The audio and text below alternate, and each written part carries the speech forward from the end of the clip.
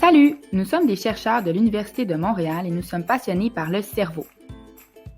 Nous étudions les neurosciences, c'est-à-dire la structure du cerveau et comment celui-ci fonctionne.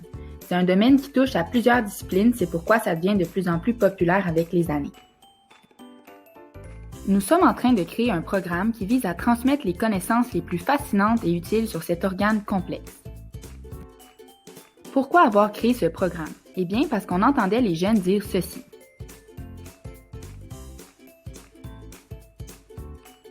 Oui, mais non. Audrey-Anne Journeau, une étudiante au doctorat en psychologie, a donc décidé de venir à la rescousse. Elle et l'équipe de Dr Sonia Lupien ont créé des vidéos pour mieux informer les jeunes sur leur fantastique cerveau et déconstruire les mythes. On veut que les vidéos soient le plus simples et le plus intéressant possible. Alors, on a besoin de toi pour trouver des exemples qui permettent aux jeunes du secondaire de bien comprendre. Après tout, c'est toi l'expert de la vie au secondaire. On utilise notre cerveau à tous les jours, c'est donc important de le comprendre un peu.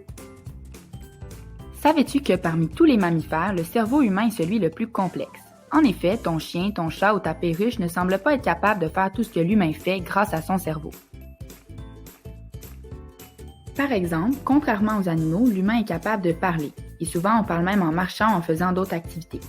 Penser, on arrive à raisonner sur la vie, sur soi et sur les autres. La coordination, par exemple dans des sports tels que le patinage artistique ou la gymnastique.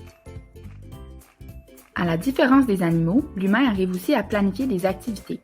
On est capable de se rappeler les événements futurs comme un rendez-vous, un examen ou un voyage. C'est ce qu'on appelle la mémoire prospective.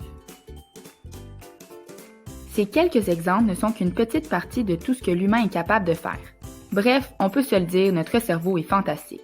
Mais le connais-tu vraiment?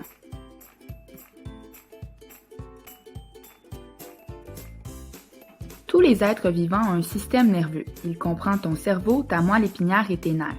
Toutes ces structures ensemble te permettent de faire toutes les choses que tu fais dans une journée. Le cerveau est un organe qui pèse en moyenne 3 livres ou 1,3 kg. Il représente environ 2% du poids total d'un humain. Pour te donner une idée, c'est comme aussi lourd qu'un très petit chihuahua. Pour sa taille, on dit qu'il est aussi gros que tes 2 poings ensemble. En fait, la grosseur du cerveau varie d'une personne à l'autre. Savais-tu que les chercheurs n'ont pas trouvé de lien entre l'intelligence et la taille du cerveau? Donc, si tu as un petit cerveau, ça ne veut pas dire que tu es moins intelligent. Au contraire. Si tu le prenais dans tes mains, tu verrais qu'il est spongieux et un peu moelleux. Comme c'est la partie la plus importante de ton corps, c'est donc celle qui est aussi le plus protégée. Le cerveau est protégé par la boîte crânienne, c'est une structure osseuse qui est comme un bouclier. Les méninges, c'est comme des couches de coussins. Par le liquide céphalorachidien, le cerveau baigne dedans et ça le protège des coups à la tête. Par la barrière hémato-encéphalique, c'est une barrière physiologique qui sert à protéger contre les substances étrangères ou toxiques. Comment le cerveau arrive-t-il à être la tour de contrôle du corps? Eh bien, c'est grâce à ses milliards de neurones. Fait intéressant, les scientifiques ont évalué que le cerveau compterait environ 86 milliards de neurones. Un neurone est une cellule nerveuse qui est spécialisée dans le traitement et la communication d'informations. C'est donc par elle que les messages sont transmis dans le système nerveux. Le message nerveux, qui est envoyé d'un neurone à l'autre, traverse le corps cellulaire. Ensuite, il voyage dans l'axone qui se trouve à être la longue tige du neurone. Pour que le message soit transmis super rapidement aux autres neurones, l'axone est souvent recouvert d'une couche qui ressemble à du caoutchouc, qu'on appelle la myéline. Finalement, il y a les dendrites. Ce sont les parties réceptrices du neurone, c'est-à-dire que le message est capté par elles.